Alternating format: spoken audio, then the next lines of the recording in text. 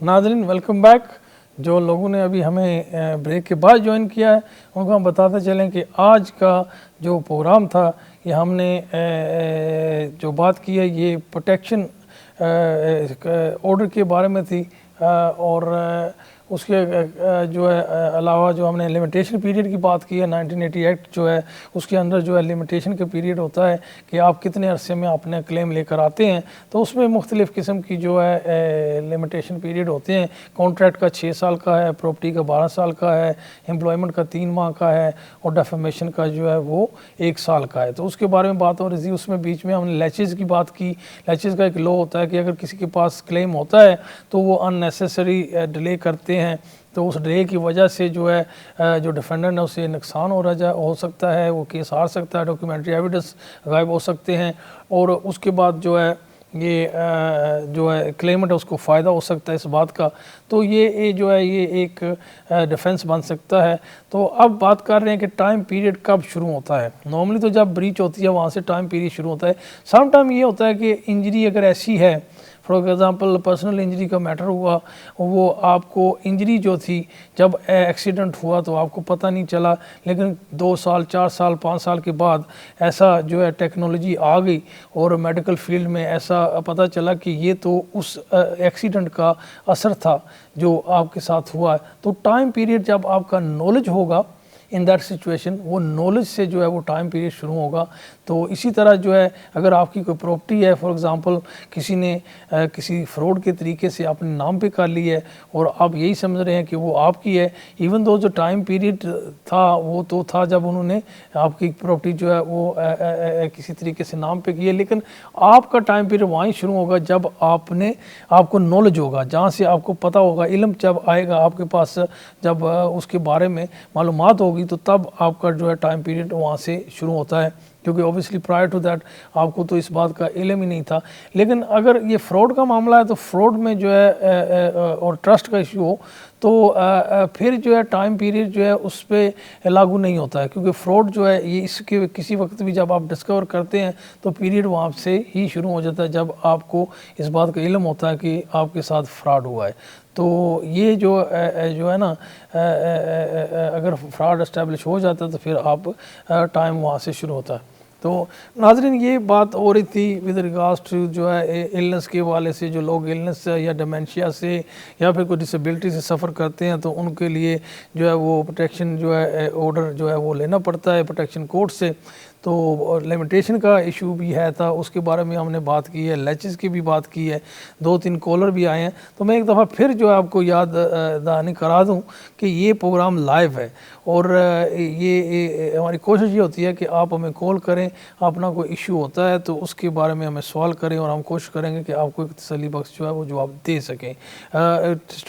Studio का number जो है स्क्रीन पे आपको नज़र आ रहा होगा और अगर आपको कोई कन्फ्यूजन है कि ये लाइव है या रिकॉर्डेड है तो फिर स्क्रीन पे ये लिखा होता है कि प्रोग्राम लाइव है। आज उसके हवाले से हमारे जो इमिग्रेशन के बहुत सारे इशू होते हैं, इमिग्रेशन के हवाले से लोगों के केस बड़े अरसे तक पेंडिंग पड़े रहते हैं और फिर जो है वो उनका जो है तरीक़ाकार क्या होता है, लोग सवाल करते हैं कि अब हमारे बड़ा अरसा हो गया केस जमा हो गए हैं तो उनको जवाब नहीं आ रहा। तो ये सारी बातें जो हैं एक्चुअली ये डिपेंड करता है होम ऑफिस का जो टाइम पीरियड है, जो जितने उनके पास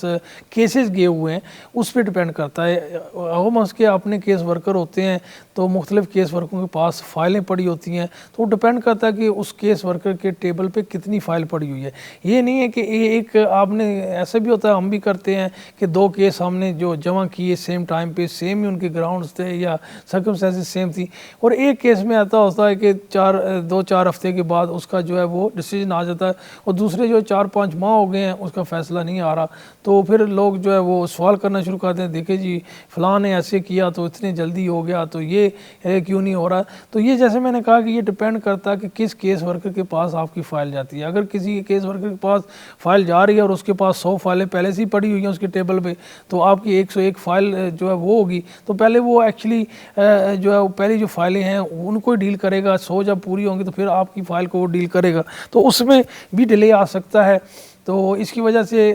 ये जो है सम टाइम जो है फैसले का जो गैप आता है वो इस वजह से आता है। और कुछ लोग ओबियसली फिर अपने लॉयर के पास जाते हैं तो उनको तंग करते हैं, जी देखें जी मेरे दोस्त ने अप्लाई किया तो कितने दिन में आ गया, आप जो है वो क्यों इतना टाइम ले रहे हैं। वो टाइम लॉयर नहीं ले रहा होता, लॉयर का काम होता है कि एप्लीकेशन जो है वो टाइम पे डाले और जो डॉक्यूमेंट्री एविडेंस होती है कानूनी तौर पे वो सारी जो है वो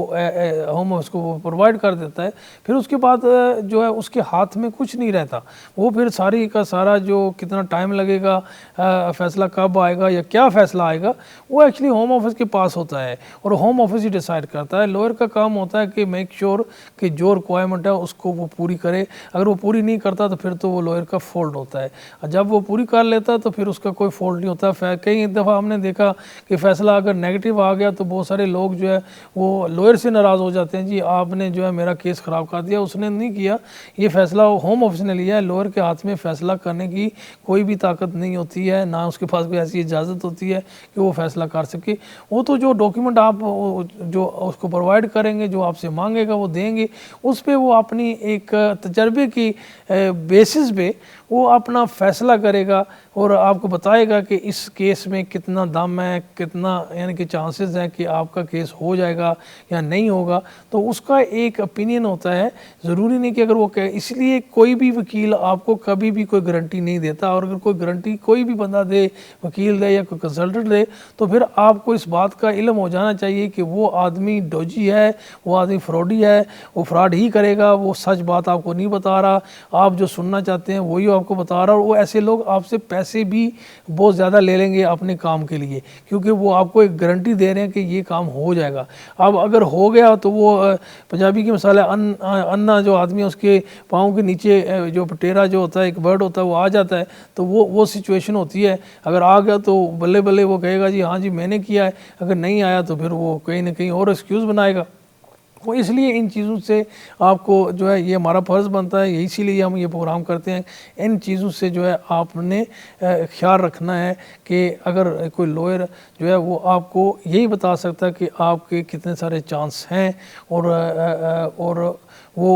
जो है वो अपने जो डॉक्यूमेंट्री एविडेंस होता है उसी पे उसका या उसका जो तजर्बा होता है उस पे बेस उसका जो है वो ओपिनियन होती है। तो नाज़रीन, अभी जो इमिग्रेशन के हवाले से जो है कोई ख़ासी चेंजेस जो है वो इनफैक्ट नहीं आई हैं with regard to spouse visa हो गया या विजिटर्स एप्लीकेशन जो है उसके हवाले से। वर्क परमिट के हवाले से हमने बात की लास्ट वीक इन डिटेल में कि अगर वर्क परमिट आपने लेना है या स्पॉन्सरशिप लाइसेंस लेना है, आपकी अगर कोई कंपनी है तो आप स्पॉन्सरशिप लाइसेंस ले सकते हैं। ये स्टिल जो है ये लाइसेंस मिल रहे हैं, लेकिन जो रिक्वायरमेंट है डॉक्यूमेंट्री एविडेंस की जो आपने देनी है उनको, वो जो है अब स्क्रूटनाइज जो है वो बड़ी डिटेल में होती है। तो इसलिए आप और एक्सप्लेनेशन लेटर जो आप साथ लगाएंगे कि आपको किस लिए जो है स्पॉन्सरशिप लाइसेंस, ये सारी चीज़ें जो है ये अब पहले से जो है इन्होंने स्क्रूटनी जो होती है उसको सख्त कर दिया है, अदरवाइज़ वर्क परमिट जो है वो मिल रहे हैं। आज मैं थोड़ी सी बात जो है पेरेंट्स के हवाले से करना चाहता हूँ, क्योंकि यहाँ पे बहुत सारे लोग हैं जो पूरी की पूरी फैमिली यहाँ पे चली आई, उनके बच्चे जहाँ जो है वो बाहर चले गए और जो पेरेंट्स हैं वो अकेले अपने मुल्क में रह गए, और अब उनकी एज जो होती है वो ऐसी हो गई है जहाँ पर वो अकेले नहीं रह सकते। उनके लिए अब मसला बन गया है। हमारे पास बहुत सारे ऐसे क्लाइंट हैं जहाँ पे उनके जो वालिदैन हैं वो अकेले वहाँ पे नहीं रह सकते, क्योंकि बीमारियों की वजह से उनको जो है डॉक्टर के पास लेकर जाना है, उनकी शॉपिंग वगैरह करनी है, बाकी जो डेली जो मामलात होते हैं उनके जो है वो ज़रूरत के लिए उन्हें लोग चाहिए। अब जब आप उनके लिए एप्लीकेशन कर सकते हैं एज़ लॉन्ग एज़ वो 65 ईयर्स के ऊपर हों और वहाँ पे कोई देखभाल करने वाला उनका ना हो और ख़ुद अपनी देखभाल नहीं कर सकते। ये बड़ी इंपॉर्टेंट चीज़ है कि वो ख़ुद अपनी देखभाल नहीं कर सकते। अब ओबियसली इमोशनल जो होता है वो तो बहुत ज़रूरी होता है, अगर वो कर भी सकते हैं, लेकिन इमोशनली जब वो अकेले होंगे तो उनको जो है वो ज़हनी बहुत सारे मसले बनेंगे। लेकिन ये चीज़ एज सच काउंट नहीं करती है, लेकिन काउंट करनी चाहिए, क्योंकि उन्होंने सारी ज़िंदगी एक कुर्बानी दी और कुर्बानी की वजह से आपके हालात जो है वो बेहतर हैं और आपका फ्यूचर बेहतर बना। अब जब उनको ज़रूरत है तो जो यूके का लॉ है वो एक्चुअली आपको बड़ा रिस्ट्रिक्टेड जो है अपॉर्चुनिटी देता है कि आप उनके साथ रह सकें। ये एप्लीकेशन आप कर सकते हैं 65 से अगर ऊपर हैं, वो अकेले रह रहे हैं, अपनी लुक आफ्टर नहीं कर रहे हैं। अगर दोनों मियाँ बीवी हैं, दो माँ और बाप दोनों हैं, तो फिर वो ये कहें दोनों में अगर एक की भी सेहत ठीक है तो वो कहेंगे कि ये लुक आफ्टर कर सकते हैं। तो ये जो है एक ऐसी चीज़ है जो आई वुड एडवाइस कि आपने जो लोकल एमपी हैं उनके पास आप जाएं और इस चीज़ को कहें कि पार्लियामेंट में जो है इस चीज़ को हाईलाइट करें, क्योंकि ये बहुत सारी ऐसी फैमिलीज़ हैं जहाँ पे हम जानते हैं कि उनको बहुत सारा मुश्किलात पैदा हो रही है कि वीज़े जो है वो पेरेंट्स के नहीं लग रहे, उनके साथ आ नहीं सकते, और फिर जो बच्चे यहाँ पे काम कर रहे हैं उनको रेगुलर बेसिस पे जो है वो जाना पड़ता है अपने मुल्क में लुक आफ्टर के लिए। फिर वो ऑब्वियसली पूरी फैमिली होती है, टर्न बाय टर्न जाते हैं, लेकिन क्योंकि उनके बच्चे यहाँ अपने बच्चे यहाँ पे होते हैं, बच्चों को स्कूल लेकर जाना होता है और बहुत सारे मामलात होते हैं, फिर उनका काम का भी इशू होता है कि जब वो ज़्यादा अरसा रहेंगे तो उनका काम जो है वो उनको छूट सकता है। तो ये एक बहुत बड़ा एक सोशल कल्चरल जो है ये इशू बना हुआ है उन लोगों को, जो लोग उस वक़्त तो बाहर आ गए लेकिन उन्होंने ये नहीं सोचा कि उनके वालिदैन जो है जब सर्टन एज पे जाएंगे तो उनके लिए जो है बहुत सारी मुश्किलात पैदा हो सकती है। तो ये एक ही तरीक़ाकार है, अगर इस पे जो है लोग जो है वो अपने लोकल एमपी के पास जाएं और लेटर लूटर लिखें और कहें कि अदालत में पार्लियामेंट में जाकर इसके हवाले से कोई नज़रसानी की जाए, क्योंकि ये एक ऐसा इशू है और इसमें जो फ़ीस है इनफैक्ट वो भी बहुत ज़्यादा है। आम जो फ़ीस जो आप देते हैं इमिग्रेशन एप्लीकेशन के लिए इसमें डबल है, तो ये भी एक जो है ये ज़्यादती है। और फिर उसके बाद जो है आपका वीज़ा लगने के चांसेस भी ऑलमोस्ट जो है वो नील है। तो फिर इतना ज़्यादा पैसा जो है वो, क्योंकि ऑब्वियसली आपके माँ बाप हैं, इमोशनली आप कनेक्ट हैं, तो आप तो पैसे नहीं देखेंगे, लेकिन होम ऑफिस इसका नाजायज़ जो है वो फ़ायदा उठा रहा है। और फिर उस पर जो है अगर वीज़ा लग जाए तो फिर तो कोई मसला नहीं है, अगर वीज़ा नहीं लगता तो फिर आपके पैसे भी ज़ाया हो रहे हैं और आपकी जो है वो वालिदैन आपके पास आ भी नहीं रहे हैं। इसमें जो है वो